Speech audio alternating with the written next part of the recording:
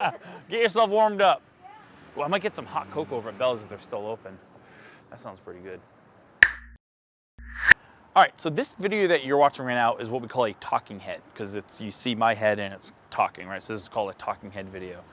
And so when people end up coming to me for help, they usually say something like, I know I need to make more videos, but I'm really uncomfortable on video.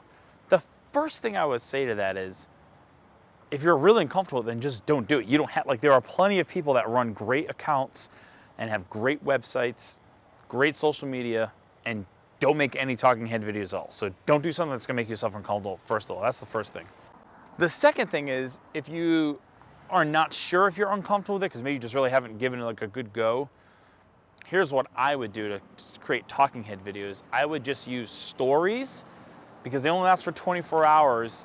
I find that people are a little, they'll explore a little more with it because it just kind of lasts for 24 hours, or you can just delete it if you hate it. Take 12 takes if you have to, but kind of start there because that's just like a quick little 15-second talking head that you can kind of make, and then just kind of work your way up from there. And the other reason you're doing that with stories is you're getting used to seeing yourself on camera and hearing yourself on camera. It is really weird when you hear yourself back after you've recorded yourself. Your voice doesn't sound anything like it, and so it's kind of weird. It's always weird when I edit my own video because I'm listening to myself, but I don't really care. And the reason why is I don't do it for me, I do it for you. And so I do it to educate an audience, entertain an audience, and at the end of the day, hopefully make a new customer. But at the end of the day, I'm not doing it for me, I'm doing it for someone else. So that's what I would say. So consider why you're doing it. You know, are you doing a talking head video because you see other people doing it and you think you have to do it?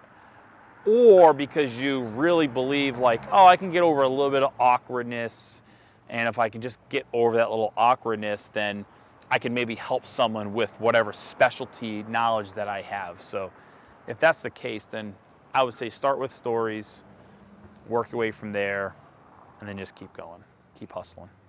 Let's get some hot chocolate. I swear.